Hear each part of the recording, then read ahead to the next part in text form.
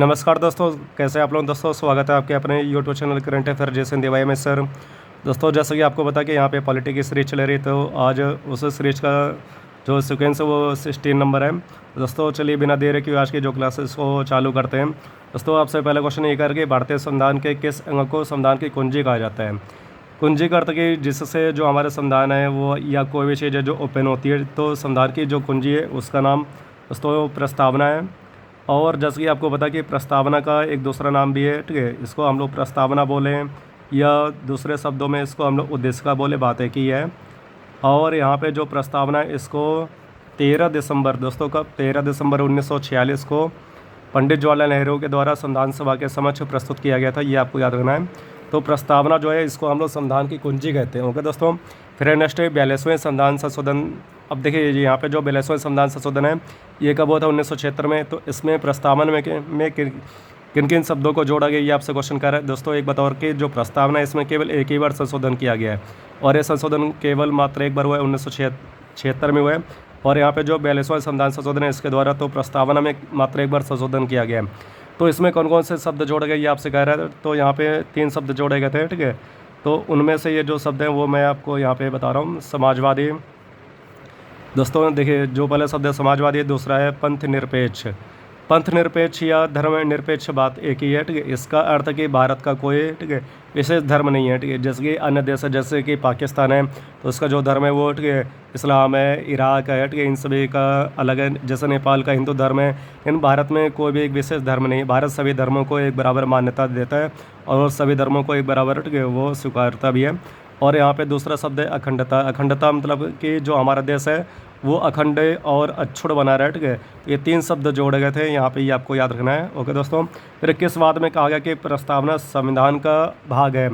तो देखिए यहाँ पे जो एक बात है, केशवानंद भारती बनाम केरल राज्य, ये उसमें कहा गया था। केशवानंद ये प्रसिद्ध व्यक्ति थे, ठीक है। तो इन्होंने इनका जो, ठीक है, मामला था वो केरल राज्य के बनाम था, ठीक है। तो इन्होंने सुप्रीम कोर्ट में केस किया था। तो सुप्रीम कोर्ट ने इन्हीं के विवाद में कहा कि जो प्रस्तावना है संविधान का मुख्य अंग है, लेकिन जहाँ पे प्रस्तावना की भाषा अस्पष्ट है तो वहाँ पे उसको समझाना अनिवार्य है। ओके दोस्तों, फिर उद्देश्य का आरंभ किन शब्दों से होता है, मतलब जो हमारी प्रस्तावना है, ठीक है, वो किन शब्दों से आरंभ होते हैं। तो हम भारत के लोग।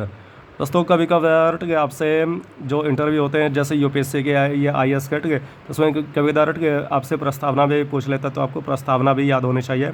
हम भारत के लोग मतलब कि जो प्रस्तावना है, ठीक है, हमारा जो संविधान है उसका एक तरह से संपूर्ण आधार हम भारत के लोगों से ही है।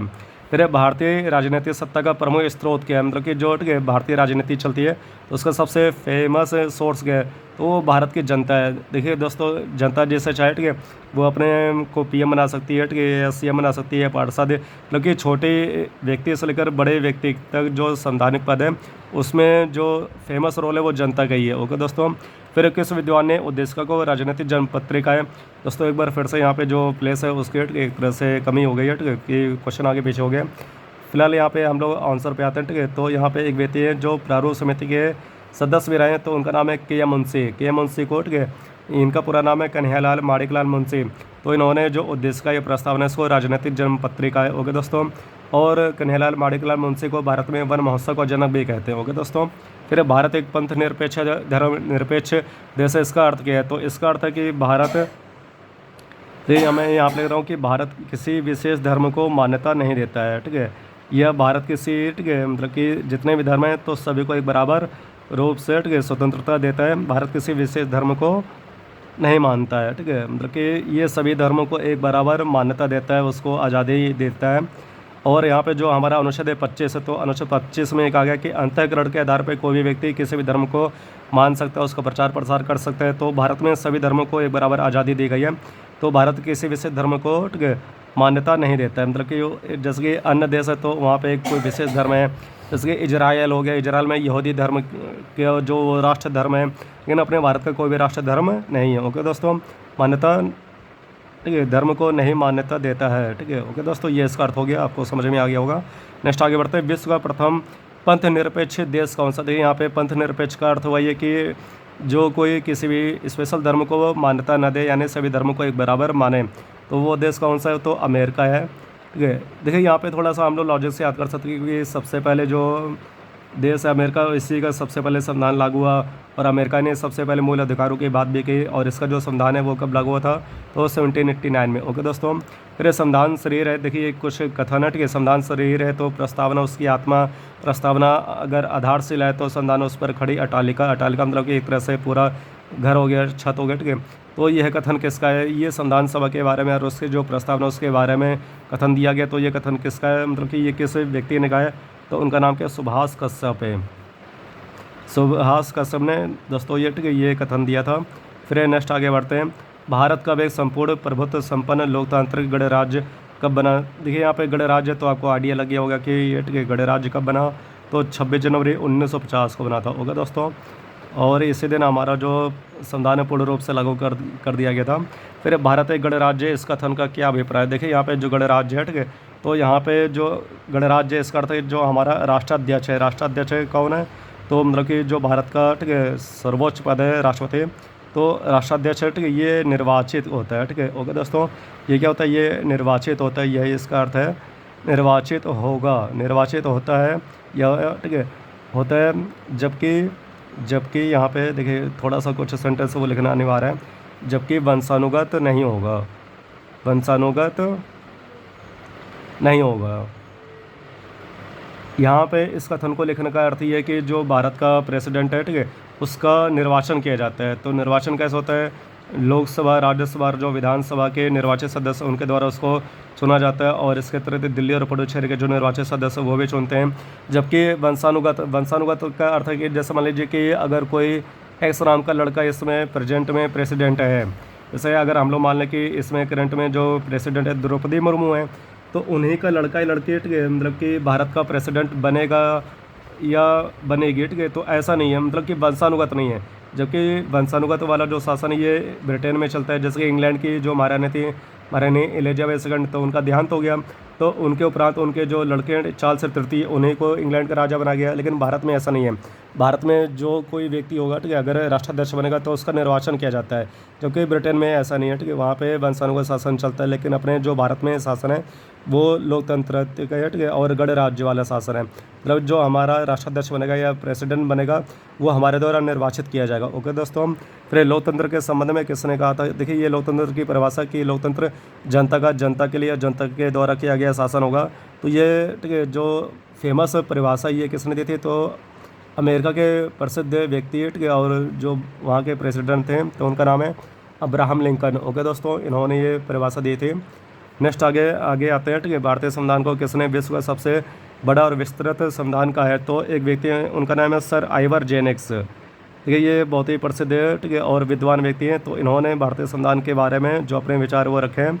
तो इन्होंने भारतीय संविधान को विश्व का सबसे बड़ा विस्तृत संविधान कहा है।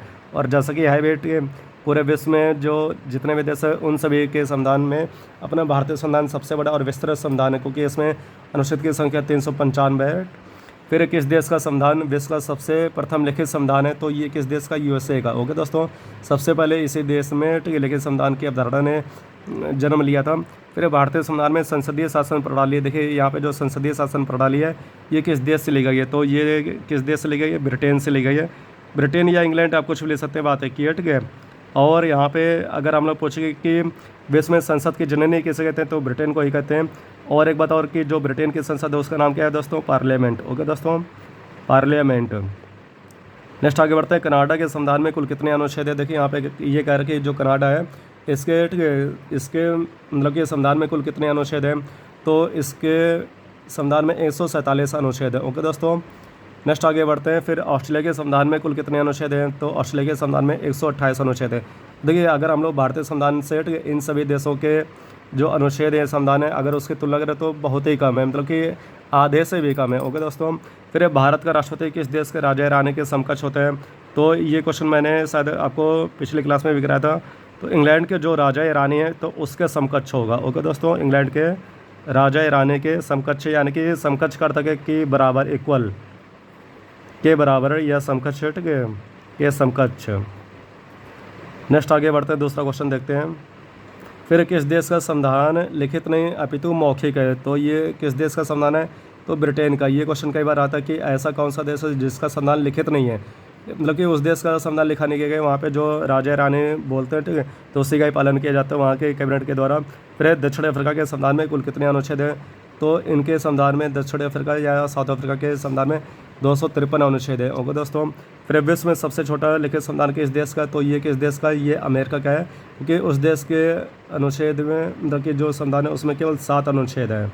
ओके दोस्तों, तो इस प्रकार से हम लोग जो यहाँ पे पॉलिटी के फेमस क्वेश्चन थे उसके बारे में हम लोग अध्ययन किया। अगर आपको वीडियो पसंद आए तो प्लीज़ ये चैनल को सब्सक्राइब और लाइक और अपने दोस्तों में अधिक से अधिक शेयर करिए, क्योंकि वो भी ये सभी इन्फॉर्मेशन जान सके। ओके दोस्तों, जय हिंद।